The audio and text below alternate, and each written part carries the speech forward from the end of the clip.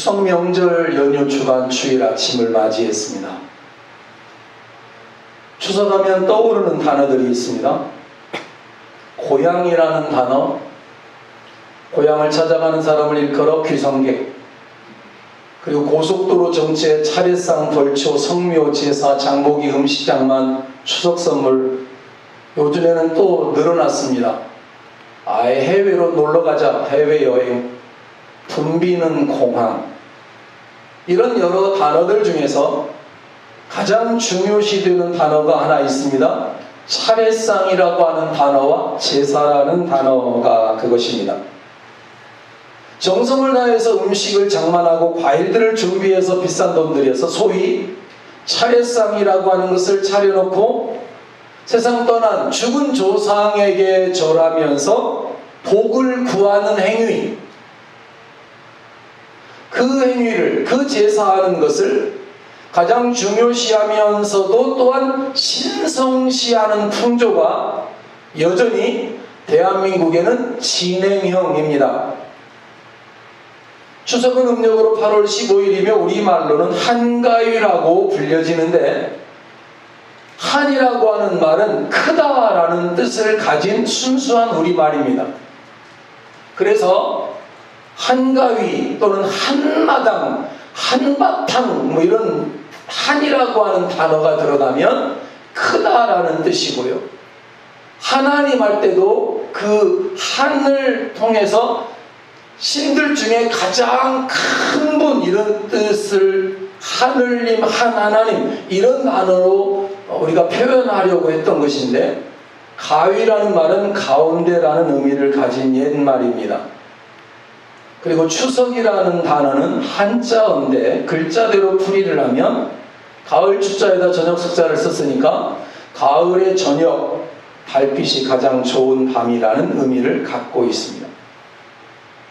신라 중엽 이후에 한자가 우리나라에서 성행하게 되어졌을 때에 중국인들이 추석이라는 단어를 중추라고 불렀거나 또는 월석이라고 불렀는데, 거기서 하나씩 따와서 중추에서 추자를, 월석에서 석자를 따다가 한 글자씩 따서 만들어서 추석이라는 말로 불렀다는 설도 있습니다만 정확한 것은 잘 모릅니다. 아무튼 추석이라고 하는 날은 설날과 단오와 함께 우리나라의 3대 명절로 자리잡게 되었고, 시대를 거쳐오면서 한민족 고유의 명절 이렇게 불려졌는데, 사실 우리나라만 추석을 지내는 건 아닙니다. 명절이라고 하는 단어는 이런 뜻을 가지고 있습니다. 해마다 일정하게 지키어 즐기거나 기념하는 때, 또 다른 뜻으로는 명절, 국가나 사회적으로 정하여 경축하는 기념일, 이것을 명절이라고 일컫습니다. 한자어입니다. 언제부터였는지 정확한 것은 알 수 없지만 햇복식으로 음식을 만들어서 죽은 조상에게 차례, 즉 제사를 지내는 풍습이 세시풍습이라 이름하며 자리매김하게 되었던 것이죠. 그러나 그 옛날로 거슬러 올라가 보면 옛날 원시시대의 사람들은 자연현상과, 그러니까 태풍이라든지 비바람이라든지 지진이라든지 이런 천재지변의 발생을 경이와 공포의 눈으로 바라보면서 하늘과 지, 땅과 일, 월, 성신, 산, 천, 이 모든 것에는 신령이 깃들여 있다고 믿었습니다. 그래서 그 신령을 화나게 하거나 그 신령을 기쁘게 하는 것에 따라서 우리가 복을 받을 수 있기도 하고 저주를 받을 수 있다라고 생각을 해서 신령을 기쁘게 하는 한도 안에서 그분들의 보살핌으로 재앙이 없는 안락한 생활을 할 수 있다고, 그래서 그 돌에다가 빌고 그 나무에다가 빌고 그리고 그런 모든 것들에 엎드려 절하는 것으로부터 제사라고 하는 것이 시작이 되었던 것이죠. 그런 나무에다가 빌고 돌에다가 빌고 발에다가 빌고 정한수 떠놓고 빌고 이렇게 그냥 맹목적으로 빌고 또 빌었던 제사가 사람들의 의식이 발달하면서 과학이 발달하면서 인문이 발달하면서 일정한 격식을 갖추게 됩니다. 아무렇게나 막 하는 것이 아니라 절차와 과정들을 하나씩 하나씩 추가하면서 격식을 갖추었으며 이것을 가리켜서 제례라고 표현을 합니다. 제사는 제사인데 제사를 예를 갖추어서 순서를 따라서 질서정연하게 격식을 차렸다 그래서 제례라고 이름을 부르는데 그 제례에도 여러 가지 것을 또 만들어 놓습니다. 기제사라는 게 있습니다. 우리가 아는 차례라는 것도 이 제례 속에 들어가 있습니다. 단례라고 하는 것도 있고 묘사라는 것도 있고 고사라는 것도 있고 난 여기 쓰기 싫어서 빼버렸는데 49제 이게 다 이 속에 들어가 있습니다. 천도제 이게 다 이 속에 들어가 있는 것들인데 방법에도 차이가 있습니다만 그 중에서 우리 민족이 추석에 드리는 이 차례상 문제 차례상 제사 차례는 비교적 간소화시킨 의식입니다. 그러니까 제사라고 하는 상과 제사상과 차례상의 차이는 제사상은 아주 걸판하게 차리는 거예요. 아예 대놓고 뭐 동쪽에는 뭐를 넣고 서쪽에는 뭐를 넣고 이런 거 막 전부 따져가면서 돈도 몽땅 없으면 갖다가 빚을 내서라도 갖다가 어떻든 많은 시간과 노력과 정성이 준비되어져서 시간 지켜야 되고 뭐 복잡하기 그지없는 이런 매우 엄격한 양반들이 만들어낸 그리고 다른 중국이나 이런 나라에서 전해져 온 풍속을 존중하면서 상당한 시간과 정성을 요구하면서 드려지는 것이 제사이고 제사상이라면 추석의 차례상은 이거를 좀 약식으로 한 거라고 말할 수 있을 것 같습니다. 약식으로 좀 간편하게 그러나 간편하게 하더라도 문제가 뭐냐면 그 내면에 흐르는 정신은 그 사람들의 마음속에 있는 기저에 있는 생각들은 뭐냐면 제사상이나 차례상이나 똑같은 게 문제가 되는 것이 뭐냐니까 조상에게 제를 지내고 제사를 해서 조상신을 기쁘시게 만들면 그 조상신이 우리에게 복을 주실 것이라고 하는 이 정신. 여러분 저는 이 부분을 퀘스천 마크를 물음표를 누르면서 아니 어떤 조상이 어떤 부모가 어떤 할머니 할아버지가 살아있을 때도 우리에게 복을 못 줬는데 표정들이 별로 안 좋으셔요. 좀 펴셔요.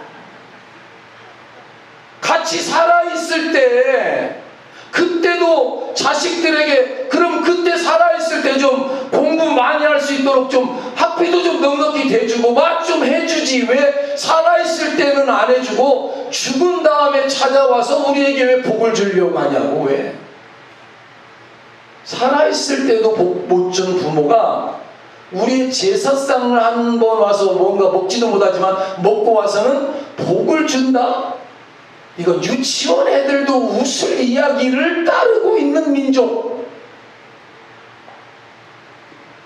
불교와 유교의 영향으로 차례를 위해서 차례상을 차려놓고 조상들에게 제사하는 풍습이 생겨나게 된 이유, 지금은 설이나 추석날이 되면 의뢰의 차례상 간편하게라도 차려놓고 조상에게 제사를 드리고 절하는 것으로 생각들이 아예 굳어짐으로 인해서 제사의 행위를 비성경적으로 믿는 우리 그리스도인들로서는 우상숭배로 여기는 우리에게는 추석 명절이라는 이 절기가 마냥 깊은 것만이 아닙니다. 또 가족들 중에 안 믿는 사람이 있거나 또는 손 위에 사람이 불신자이거나 이러면 이거 정말 추석 좀 뭐 없었으면 좋겠다, 저 달력에서 저걸 빼버렸으면 좋겠다 이런 생각하는 사람들도 매우 많은 것을 봅니다. 부담스럽습니다. 대부분의 사람들이나 소시민들은 조상이 죽어 묻힌 산소에 가서 벌초를 잘하고 가족들이 모두 모여서 죽은 조상을 위해서 제사를 잘 지내는 것이 명절을 잘 보내는 것이라는 잘못된 생각에 젖어서, 아니 쩔어서 삶을 살아가고들 있습니다. 따라서 명절에 대한 차례, 제사에 대한 바른 이해와 성경에 근거한 정확한 기독교적 인식을 가져야 할 필요가 있는 대목이 바로 여기입니다. 차례상 차려놓고 제사 지내는 행위는 조상적부터 잘못 전해져 내려온 이방의 풍습이지 우리나라의 전통의 문화도 아닙니다. 그 이상도 그 이하도 아닙니다. 원래 우리 조상들의 것도 아니요, 중국에서 수입해다가 쓰는 외래 문화입니다. 그러므로 설이나 추석 명절에 차례상 차려놓고 제사 지내지 않으면 화가 생긴다든지 불행한 일이 일어날 것이라고 하는 잘못된 가르침, 불이란 생각을 깨끗이 벗어버리는 것이 중요합니다. 명절에 제사를 지내지 않으면 조상도 몰라보는 불효막심한 사람들로 몰아붙이는 바람에 그리스도인들 중에도 가정의 화목을 위해서 억지로 절을 한다는 사람도 있습니다. 어떤 사람은 무릎을 꿇고 자기는 기도만 한다는 사람도 있습니다. 또 노인들 중에는 예수 믿지 않는 이유 중에 하나가 뭐냐고 물으니까 예수 믿으면 나 죽으면 우리 후손들이 나에게 제사도 안 지내면 내가 뭘 얻어먹고 살겠느냐라고, 죽어서 찬물 한 모금 얻어먹지 못할 것이라는 잘못된 인식과 잘못된 불안감 때문에 예수 믿는 것을 거부하고, 특별히 자녀들 중에 장손이나 며느리가 교회 나가지 못하도록 길을 쓰고 말리는 것을 우리는 볼 수 있습니다. 조상제사가, 이 조상제사 문제가 발단이 된 것은 오래전입니다. 16세기 말 중국에서였습니다. 그러니까 중국에서 제사가 지내지는 곳이었고, 중국에 우리보다 먼저 선교사님들이 중국에 들어갔습니다. 당시 중국에서는 천주교 신부들에 의해서, 수도사들에 의해서, 복음 전도자들에 의해서 복음이 전해졌는데 여러 수도회들이 선교를 했습니다. 예수회라고 하는 선교회, 프란치스코 선교회, 도미니크회 선교회가 중국에 선교를 했는데, 우리에게 마테오 리치의 천주시의로 잘 알려져 있는 예수회 회원들, 이들은 중국의 유교 문화를 적극적으로 받아들였어요. 공자왈, 맹자왈 하는 유교 문화를 적극적으로 수용하면서 천주교를 전했어요. 예수회 회원들은 조상제사를, 그 중국 사람들이 지내는 조상제사, 차례 제사를 조상에게 효성을 드리는 미풍양속으로 보았어요. 야, 참 잘한다. 조상을 지극히 잘도 모시네. 그러나 프란치스코와 도미니크회 선교사들은 조상 제사를 미신행위로 바라보았어요. 이건 아니다. 이런 선교사들 간의 견해 차이로 이른바 제사 논쟁이라고 하는 것이 붙게 되었고, 시작이 되었는데 약 100년 동안이나 미신행위다, 아니다, 괜찮다, 좋다, 안 좋다, 이런 싸움들이 계속 진행되어졌다가 1715년, 우리나라에 복음이 전해진 건 1884년이니까 그 전 한 100몇 년 전에 1715년 당시 교황이었던 클레멘트 11세의 교황령과, 그리고 그로 한 20-30년 후에 1942년 교황이었던 베네딕토 14세의 교황령으로 일단락이 되는데, 논쟁이 그쳐지는데, 이 두 사람은 조상제사는 미신행위다, 조상제사는 우상숭배다, 제례에 참여하거나 신주단지를 모시거나 신이라고 해서 글을 써가지고 그 앞에 절하거나 위패를 집안에 두는 것을 용납하지 않도록 명령을 내렸고, 시신에게 절하는 것 역시 금지를 시켰습니다. 이런 교황청의 가르침이 우리나라에 1790년경 북경을 통해서 전해졌는데, 유교문화가 지배하고 있던 당시 조선사회에서 제사를 엄격히 금한다고 하는 이 천주교의 가르침은 이제가 천주교의 새로 믿고 예수를 믿는다는 신자들에게는 큰 충격으로 다가왔던 것이죠. 그래서 많은 사람들이 천주교를 믿었다가 아니겠구나, 조상을 무시하는 나쁜 종교구나 이러면서 천주교를 떠나기도 했습니다. 이때 한 사건이 벌어지는데, 지금의 금산군이 옛날에는 전라도였던 거 아시죠? 전라도였습니다. 김종필 씨가 이거를 바꿔버린 거죠. 그러니까 전라도 진산이면 지금 금산군인데, 진산에 사는 윤지충이라고 하는 사람이 있었는데요. 이 사람이 아주 매우 열심히 있는 천주교 신자였습니다. 이 사람은 조상 제사를 금하는 천주교의 가르침을 받아들였을 뿐만 아니라 집에 모시고 있던 신주를 불태워버렸습니다. 그리고 그런 가운데 어머니가 돌아가셨는데, 1791년 5월에 어머니가 돌아가시자 외사촌 형인 권상현이라는 사람과 상의를 해서 전통의 이 장례식을 치른 것이 아니라 천주교식 장례 미사를 치른 거예요. 미사, 예배죠. 이것이 화근이 되어가지고, 이것이 상소가 되어서 조정에까지 올려져서 세상 말로 저런 싹수 없는, 저런 몰지각한 이런 사람으로 몰려서 이 두 사람이 참수를 당해서 죽었는데, 그 자리가 어디냐면 저희가 화요일마다 풍남문 광장에서 버스킹을 하고 있는 그 풍남문 광장 바로 앞에 전동성당이라고, 거기가 바로 참수터 자리입니다. 그래서 거기에 천주교가 성당을 지은 거거든요. 한국교회의, 한국천주교회의 첫 번째 순교자 윤지충이죠. 그렇게 조상제사 이거는 금지다, 우상숭배다, 이런 교황청의 가르침이 쭉 내려오다가 1939년쯤 이것이 교황 비오 2세에 의해서 바뀝니다.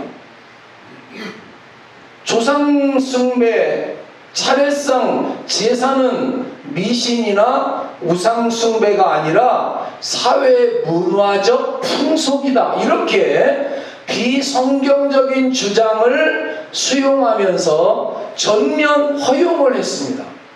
그래서 지금 천주교는 제사를 지냅니다. 죽은 자를 위해서 절을 합니다. 죽은 자를 위하여 미사도 드립니다. 그리고 다 합니다. 성경의 십계명의 가르침에 위배되는 것 다 합니다.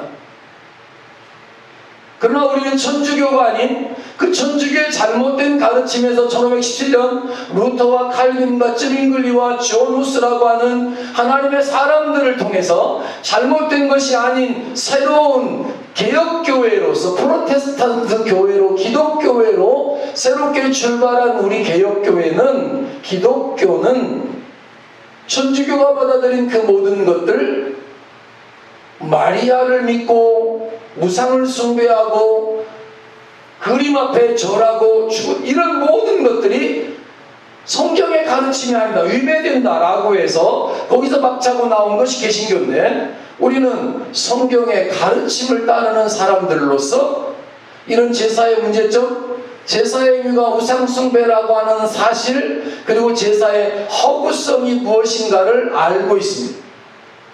아니, 어떤 사람은 아직 모르는 사람들도 있을 텐데, 그래서 오늘 이 아침에 다시 한번 점검하고 믿고 바르게 대처하고 더 나가서 바르게 여러분 가족들이나 믿는 사람들과 만났을 때, 니는 왜 이거 안 하려고 하느냐, 너는 왜 이러느냐 라고 말할 때 바르게 말해줄 수 있는 지혜가 있기를 주의 이름으로 축원을 드립니다. 첫째로, 죽은 자의 영혼은 다시는 이 세상에 돌아오지 않는 이유 때문에 조상제사는 의미가 없는 것입니다. 누가복음 16장 19절부터 보면 예수님께서 천국과 지옥에 대한 비유를 들어서 말씀을 하셨는데, 여러분도 잘 압니다. 어느 마을에 아주 부자가 있었죠. 호의호식하면서 떵떵거리며 살면서 가난한 사람들은 거들떠보지도 않고 지 돈 가지고 내 돈 가지고 내가 쓰는데 네가 무슨 상관이야 이러면서 막무가내로 살았던 부자가 죽었습니다. 그리고 그 부자의 문간에서 몸도 아마 아팠던 모양이니까 일도 제대로 못했겠죠. 병든 몸으로 부자의 집에서 떨어지는, 밥상에서 떨어지는 음식 찌꺼기를 먹으면서 살았던 거지가 있습니다. 감사하게도 그 거지는 하나님을 믿는 믿음을 가졌던 모양이죠. 세월이 흘러서 부자도 죽고 거지도 죽었습니다. 그런데 그 두 사람의 종착지가 달랐습니다. 죽어서 없어져 버리는 게 아니라 그냥 아무것도 없어지고 와야 되는 것이 아니라, 부자는 죽어서 지옥이라는 곳에 갔고, 그리고 거지는 죽어서 천국이라는 곳에 갔다고 성경은 기록하고 있습니다. 문제는 지옥에 간 부자 편에서 생겨났습니다. 부자가 죽어서 온 세상에 불꽃이 타오르는 지옥불에 들어갔던 부자가 죽은 다음에 하소연을 하게 됩니다. 천국에 있는 아브라함에게 호소를 했다죠. 너무 고통스럽고 괴로웠으니까.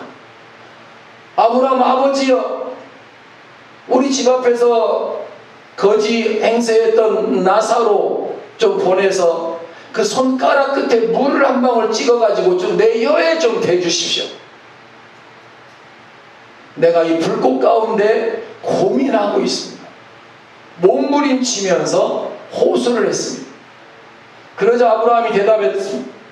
너와 우리 사이는 오고 갈 수 있는 게 아니다. 한번 정한 건 그걸로 끝이다. 큰 구렁이, 이게 구렁이가 뱀이 아니라 큰 간격이 있어서 오고 갈 수가 없다, 이런 뜻입니다.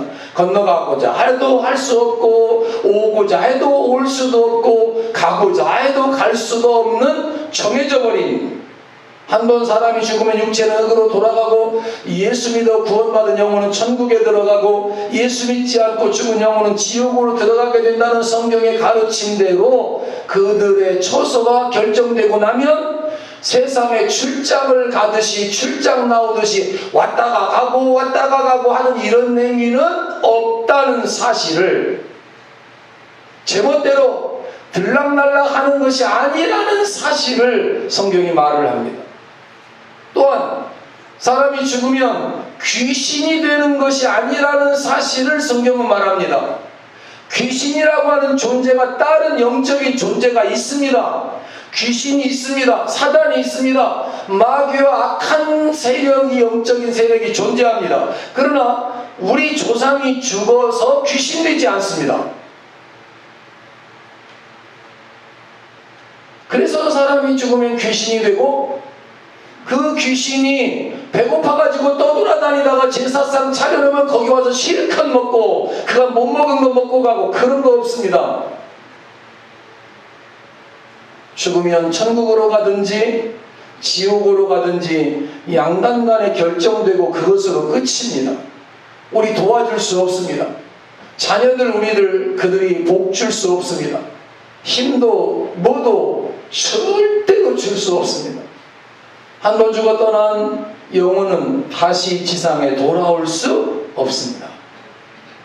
정성 다해 온갖 과일과 음식으로 차례상을 차려놓고 음식을 잡수실 것을 기대하면서 제사를 드리며 코가 땅닿게 절을 해봤자 사실은 헛일이라는 사실을 알아야 하고, 오늘 성경에 보니까 그것이 바로 귀신에게 제사하는 일이라는 사실을 기억해야 합니다.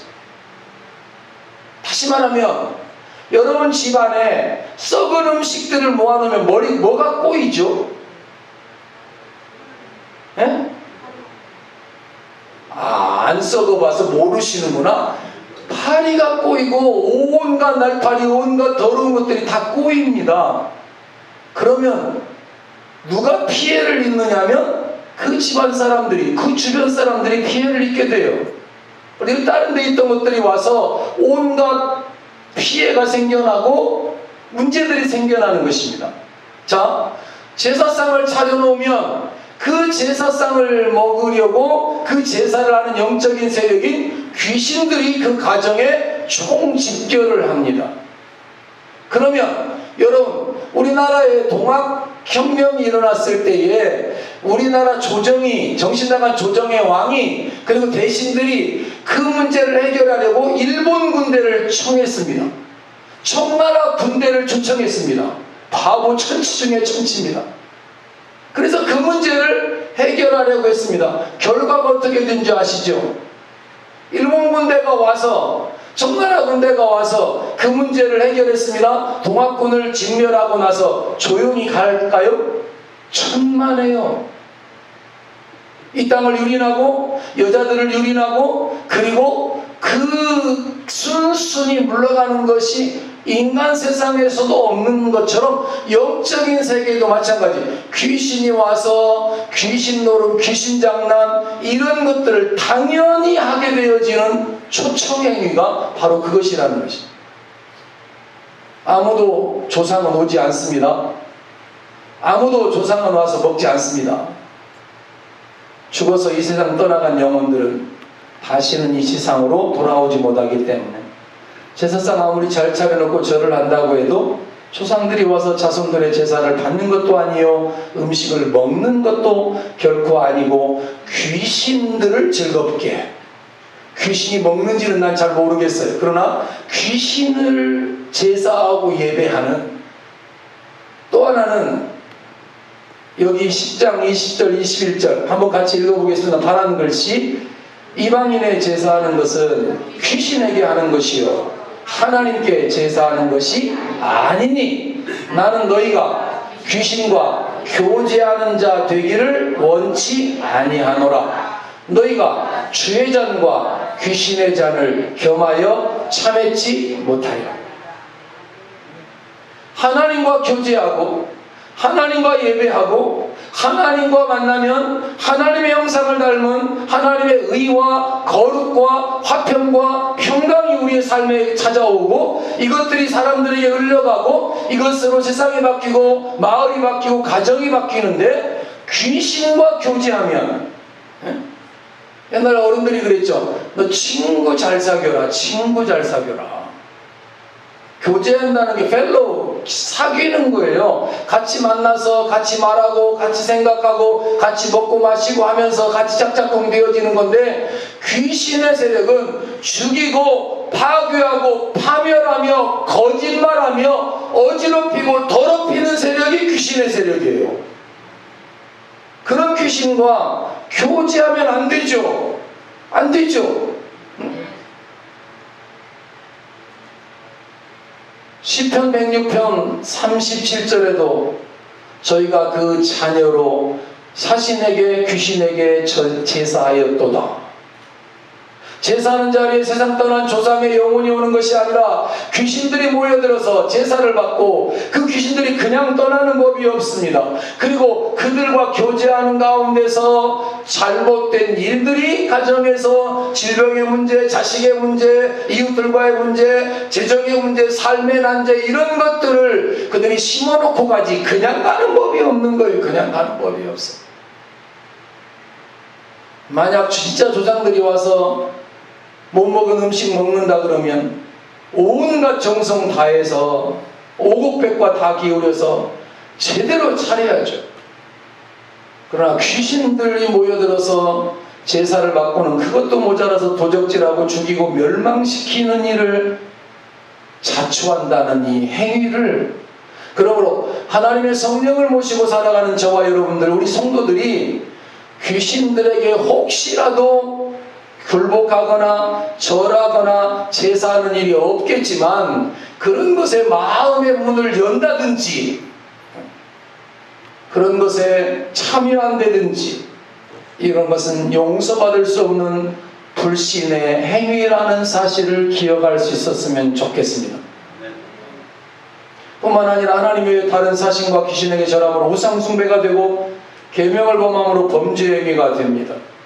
하나님에게 범죄하는 행위입니다. 어리석은 행위가 됩니다. 또 하나는 제사를 지내는 것이 왜 잘못인가 할 때, 하나님의 형상을 지음받은 우리는 인격체입니다. 지정의가 있습니다. 그러나 우리가 무인격인 물질 앞에 물질적인 존재 앞에 무릎을 꿇고 굴복하는 것은 성경도 용납하지 않습니다. 살아계신 어른들에게는 얼마든지 절하고 존경할 수 있습니다. 그분도 인격을 가지고 있기 때문입니다. 생각을 표현하고 뜻을 전달하며 대화를 주고받고 존경을 표시할 수 있습니다. 의사소통이 가능합니다. 인사도 합니다. 절도 합니다. 선물도 주고받고 얼굴도 비비고 인사도 다 할 수 있습니다. 그러나 그 조상이 세상을 떠났을 때는 달라집니다. 차례상 제사상 제사 드리는 자의 뜻과 존경을 받아들일 수 있는 인격이 없습니다. 무인격입니다. 조상을 생각하면서 절을 한다고 생각하는지 몰라도 밥그릇, 국그릇이 놓여있는 제사상이 과일들이 차려져 있는 상차림이 조상일 수는 없는 것입니다. 그냥 과일일 뿐이고 그냥 음식일 뿐이고 죽은 조상이 오지도 않고 결단코 올 수도 없고 인격자인 우리가 무인격인 과일 앞에다가 돼지머리 앞에다가 절하는 그 행위는 스스로 인격이 비인격되는 거고 스스로 굴복하고 스스로 비천하게 되고 하나님의 형상으로 지음받은 인간됨의 고귀한 위치를 스스로 버리는 꼴이 되고 만다는 것이죠. 살아계신 어른에게는 절을 합니다. 예, 인사합니다. 그렇죠. 존경도 표현합니다. 사랑도 표시해야 합니다. 그러나 일단 영혼이 떠나가면 부모의 시신이라도 무인격이 됩니다. 물질에 지나지 않습니다. 그렇기에 부모님이라도 눈에 넣어도 아프지 않을 자식이라도 죽으면 땅을 파고 시신을 묻거나 화장을 하여 태워서 장례하거나 합니다. 그렇다면 도대체 무엇 때문에 사람들은 그렇게 제사를 드리려고 차례상을 차려놓고 애를 쓰고 또 애를 쓰는 걸까요?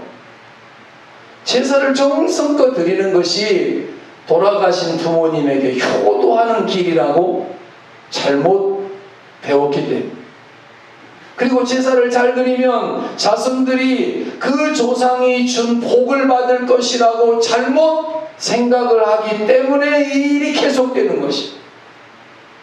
그러나 성경은 제사를 잘 드리는 것이 효도라고 말씀하고 있지 않습니다. 살아계신 부모님에게 효도하라. 아멘. 내 부모를 공경하라. 살아계실 때 부모를 공경하라. 죽은 다음에 잘하려고 하지 말아라. 오직 복의 근원은 복 주시는 생사화복을 주장하신 하나님 한 분뿐이다. 사랑하는 여러분, 이 추석 명절에 사람은 예배 대상이 될 수 없다는 거 기억하십시오. 석가모니도 공자도 마리아도 우리 조상도 예배의 대상이 될 수 없습니다. 그들의 삶과 사상이 숭고하고 고귀해서 존경하고 귀하게 여길 수는 있지만 그들의 교훈과 가르침을 본받을 수야 있겠습니다마는, 그러나 예배의 대상이 되거나 제사의 대상이 되거나 차례상 차려놓고 복을 빌거나 그 앞에 무인격 앞에 엎드려 절하거나 바짝 쫄아가지고 이럴 필요는 없는 것이라는 사실. 한번 따라할까요? 나 외에는 다른 신들을 내게 있게 말지니라. 아멘. 여러분 가정에 하나님 한 분만이 여러분 가정에 하나님이시기를 축원합니다. 나와 우리 집은 오직 여호와만을 섬기겠노라. 여호수아의 고백이 여러분의 고백이 되고 여러분의 자녀의 고백이 되고 자녀의 자녀의 자녀 손의 고백이 되기를 축원합니다. 상천하지에 다른 이름이 없습니다. 하나님 한 분만이 참 하나님이십니다. 그 하나님만이 복을 주십니다.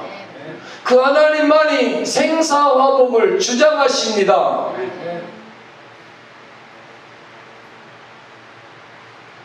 그래서 우리는 부모님이 자식이 세상 떠난 슬픈 자리에서도 하나님께 예배를 드립니다. 찬송을 부릅니다. 왜요?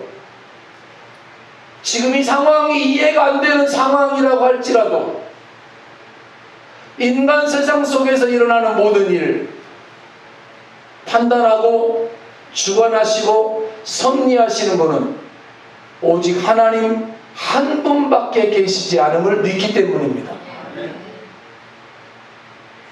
여러분 아시는지 모르겠습니다. 우리 교회 오셔서 우리 교회 올라오는 길에 성탄 트리를 예쁘게 아름답게 비가 오는 날 며칠씩 오셔서 그 안개등 예쁘게 해주시고 교회 종탑에 올라가서 성탄 트리 예쁘게 할 때 같이 협력해 주셨던 양정교회 집사님이 김제 백구에 있는 시골교회 자원에서 성탄 트리를 세워주시려고 종탑에 올라가셨다가 떨어져서 돌아가셨습니다. 그 장례식에 지난 12월 성탄절에 참여하면서 도무지 이해가 안 되었지만 그 아내는 뭐고 그 남겨진 아이는 도대체 뭐고, 아니 교회 종탑에 올라가서 어떻게 떨어져 죽냐. 여러분, 인간 세상 속에서 일어나는 모든 일들 우리로는 이해할 수 없지만 우리는 하나님의 선하심을 믿습니다.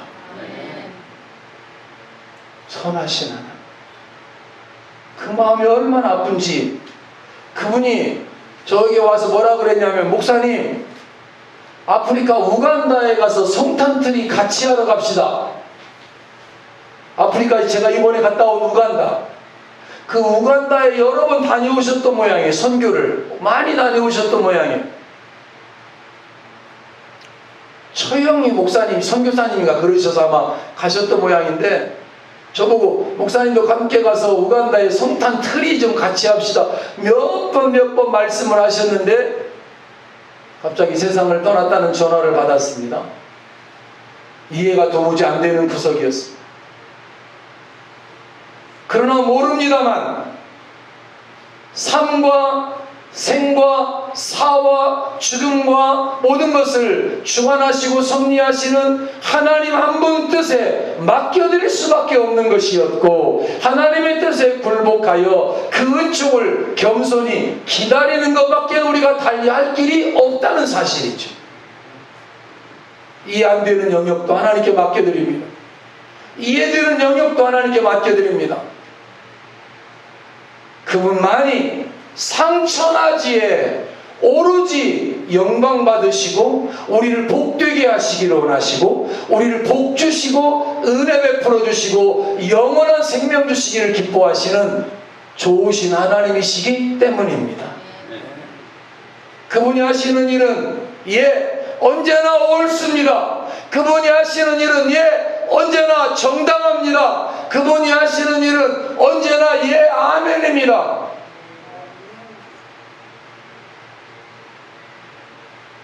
그러므로 제사는, 예배는 살아계신 하나님께만 드려야 합니다.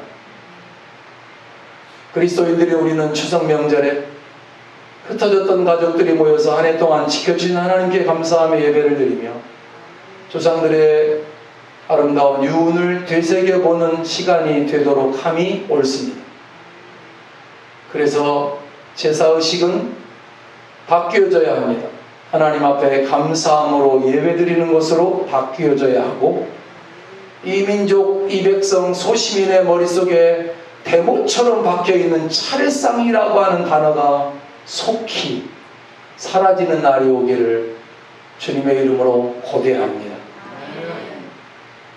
살아계신 하나님 앞에 예배하며 그 하나님의 복을 구하며 형제 우애하며 동기 사랑하며 이웃을 위해서 넉넉하게 음식도 준비하고 나누기도 하고 하나님을 높여드리고 그리스도의 향기를 전하는 그런 추석 명절이 되어졌으면 좋겠습니다.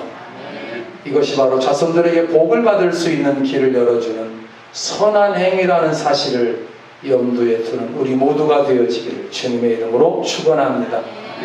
참 좋으신 아버지 하나님 감사합니다.